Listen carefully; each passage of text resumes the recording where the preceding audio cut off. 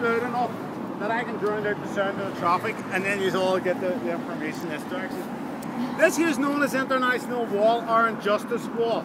It's called International Wall because there's 12 murals on the wall and they've got an international thing going on.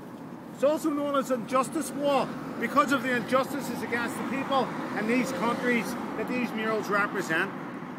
Not only that, they also draw on the similarities that's going on around the world of what's going on here in Northern Ireland.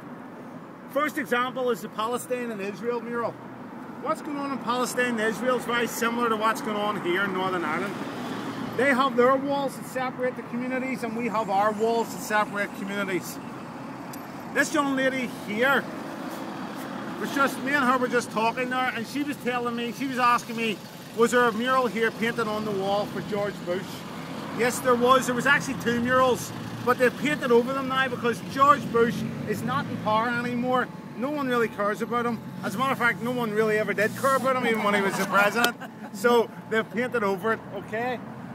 But what I will tell you, the Che Guevara mural down here, the Che Guevara mural is all about lifting the blockade of Cuba.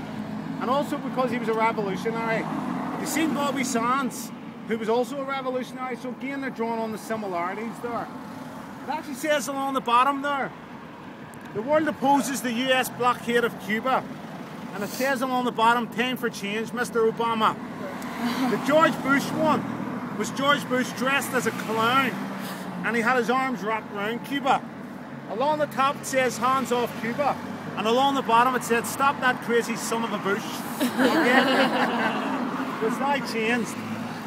The top mural up here is of a guy called Kieran Nugent. Kieran Nugent was the first guy ever to go on the blanket protest. He refused to wear the prison uniform. He says the only way that you will ever get that uniform on me is if you nail it to my back. It was that then led to the hunger strikes because they did have political status. It was Margaret Thatcher came into power and she took the political status off the prisoners, and that's why they restarted it again in 1981. There's actually a poster. Well, it's a painting of a poster beside Kieran Nugent of Margaret Thatcher. And it says along the top of it, wanted for the murder and torture of Irish prisoners. And those posters were all around Catholic West Belfast at the time. The IRA actually tried to kill Margaret Thatcher.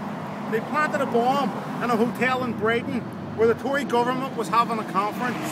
The bomb went off and killed 2 other politicians, and they just missed Margaret Thatcher. Apparently, and this is fact, apparently she was actually on the toilet when the bomb went off. And if she had been in her bedroom, it would have killed her. Now I can honestly tell you guys that half of England and half the British population were very disappointed that the IRA missed as well, because most people hated Margaret Thatcher. The one with the ladies here in it is all to do with the IRA women's role during the Troubles. Everybody all they ever hear of is IRA, and people assume it's IRA men. There was also IRA women. There's a lot of women joined the Republican movement, and they also went on hunger strike as well. In a prison known as Armagh Women's Prison. And what they went through in that prison was inhumane when they were on the hunger strike. None of them died, but they did go on it. The black and white Picasso painting is another cross-community project. It says along the top, supporting community artists. But what's so unique about that cross-community project, that wasn't painted by children this time. The one on the Shankill Road was painted by children. This one was painted by an ex-IRA paramilitary alongside an ex-UDA paramilitary. What they were saying 13, 14 years ago, they wanted to kill each other, they hated each other that much. But now as a sign of unity, and how far on we came here in Northern Ireland, they're now painting murals on walls together as opposed to wanting to kill each other. So as I say, there's a lot of good work going on today to get everybody trying to do things together. See, the problem here is, and the problem that I found whenever I was younger, is whenever I was a kid, when I was 11 or 12 years of age, and even up until 14, 15 years of age, if you found out someone was a Protestant, you basically turned and walked away. You know, you were frightened. It had nothing to do with the hatred. You were just frightened because they seemed to be different. That's all it was. Something to do with they were different. They seemed to have horns on their heads or something. Now, my best friend is a Protestant, and I was best man at his wedding. I don't give a fiddler's what your religion is or what denomination you are at all. I don't have one racist bone in my body. And as far as our Protestants and Catholics go, I think it's the only way forward is to get the children together. Once you get the children together and they then become adults, they realise that the other side doesn't have horns in their heads, and that's the only way forward. So these cross-community projects are working, and they're working big time in my eyes. The problem is you're always going to get a small minority of buck Egypts, as we call them. Anybody know what a buck Egypt is? A buck Egypt is an Irish term for a bloody idiot, okay? So these buck Egypts, it's them that keep fanning the flames of hatred, and it's them that want to keep it going. But thankfully, when I say I'm a minority, I mean they are truly a minority. There's a mural down here that says oppose racism. And that mural is actually painted, that is a window of a bed and breakfast that was in London at the time in the 1960s. And it says on it, no dogs, no blacks, no Irish. And that was actually on a window in a bed and breakfast in the centre of London. What that's all about is opposing racism in Northern Ireland here. The problem with us people in Northern Ireland, we grew up for so long, and most of the people in Northern Ireland were white people, and they were Catholic and they were Protestant. So you basically knew where you stood. At this moment in time, we have a multicultural thing going on. We have a brilliant Filipino community here in the Falls Road.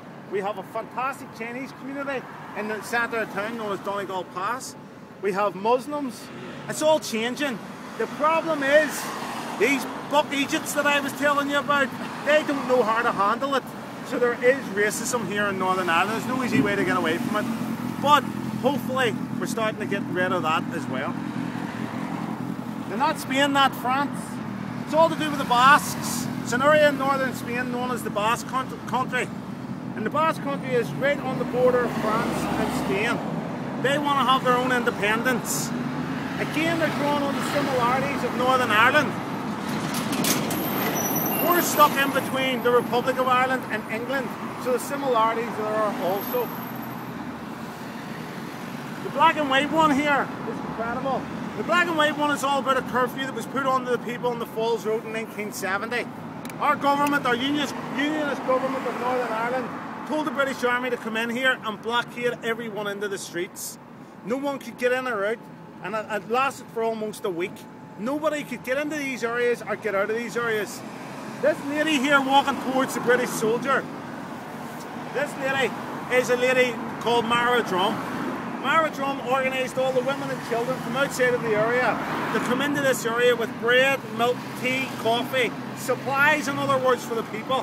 Why women and children? Because the British Army would not have shot women and children. They would have shot men. So she said, men, stay away and let us take care of this. Mara Drum went on to become a councillor for Sinn Féin in this area. She was a real good lady. She went into a hospital called the Mater Hospital, which is the other side of the Shankill Road, for a routine operation.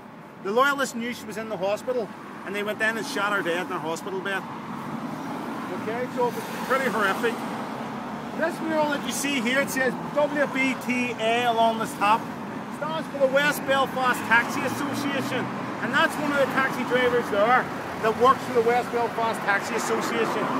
This association was set up in 1970. It was set up in 1970 because there was no public transport on the Falls Road. All the public transport was being hijacked and set on fire. There is another member of the West Belfast Taxi Association. These are known as taxi buses. So in other words, if you want to get into one of them, you put your hand out, he will pull in and you will get into it just like you would on a bus. You don't need to go to a bus stop. You stop them anywhere on the road. And it's a brilliant system. It means if trouble breaks out and all the buses get taken off again, these guys never stop. They always just constantly drive up and down. You don't know who you're sitting beside. Imagine just getting on their bus. It's exactly the same. You can get out anywhere on the road by rapping the window and he'll pull in. Now, they were organised by the IRA originally in 1970, so they have that Republican connection. They're advertising their tours here because they also do tours. But the massive difference between them and us, they don't go to the Shankill Road because of the connection with the Republicanism. They're still frightened to go across there. So, guys, you picked the right tour company, and we do both. Alright, folks, you happy enough with that? Any questions? I love groups like this, no questions.